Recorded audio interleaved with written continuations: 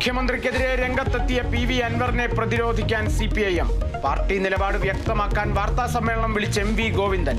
ഉച്ചയ്ക്ക് 2:30 മാധ്യമങ്ങളെ കാണും. അൻവറിന് മുന്നറിയിപ്പുമായി വീടിന് സമീപം CPIM-ന്റെ ഫ്ലക്സ് ബോർഡ്.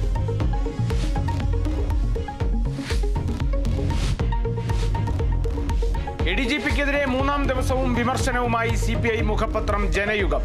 റവന്യൂ മന്ത്രിക്ക് സ്ഥലത്തെത്താൻ കഴിയാത്ത വിധം വഴിമുടക്കിയെന്ന് ലേഖനത്തിൽ കുറ്റപ്പെടുത്തൽ. സുരേഷ് ഗോപിക്ക് ആംബുലൻസിൽ പൂരപ്പറമ്പിലെത്താൻ അവസരമുണ്ടാക്കി. ഗൂഢാലോചനയുടെ തിരശ്ശീല നീക്കുന്ന അന്വേഷണം അനിവാര്യമാണെന്നും ജനയുഗം.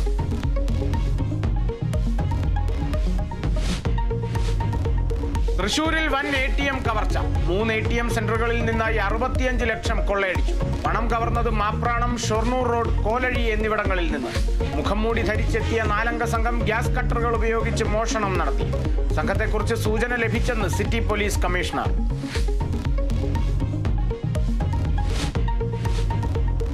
ഷിരൂരിൽ മണ്ണിടിച്ചിലിൽ മരിച്ച അർജുന്റെ DNA ഫലം കാത്ത് കുടുംബം. മൃതദേഹം വിട്ടു നൽകുന്നതിനുള്ള നടപടിക്രമങ്ങൾ വേഗത്തിൽ പൂർത്തിയാക്കും. നാളെ രാവിലെ കണ്ണാടിക്കല്ലെ വീട്ടിലേക്ക് എത്തിക്കാനാകുമെന്ന് പ്രതീക്ഷ.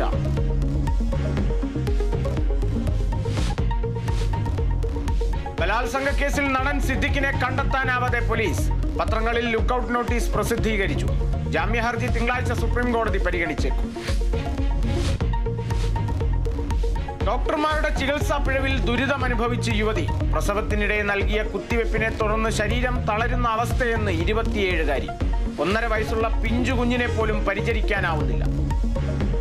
എനിക്ക് വേദന എന്ന് പറഞ്ഞിട്ടുണ്ട്. എനിക്കറിയില്ല എങ്ങനത്തെ വേദന ഞാൻ അവിടെ അനുഭവിച്ചത്. ക്ഷമ ഡോക്ടറിനും ഒരുപാട് ചീത്ത പറയലുണ്ട്. നിന്നെ തോന്നിച്ചാണ്, നിനക്കൊരു കുഴപ്പമില്ല. അമ്മനെ പുറത്താക്കിന്റെ ഉള്ളിൽ എന്നെ കയറ്റുക. PV ചെയ്യുമ്പോൾ ഞാൻ എന്തോ ദേഷ്യം പിടിച്ച പോലെ PV ഒക്കെ ചെയ്യാം.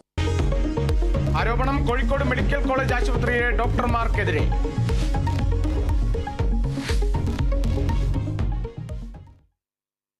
മുഖ്യമന്ത്രിക്കെതിരെ രംഗത്തെത്തിയ പി.വി. അൻവറിനെ പ്രതിരോധിക്കാൻ CPIM.